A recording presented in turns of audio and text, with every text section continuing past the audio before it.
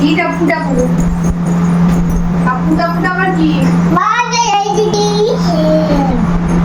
তুমি শাড়ি পরতে এত ভালোবাসো যে চাদর দিয়ে শাড়ি পরে নিয়েছো। হ্যাঁ,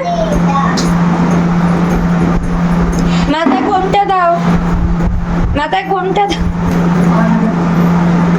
চুল কই তোমার? চুল বড় চুল কই?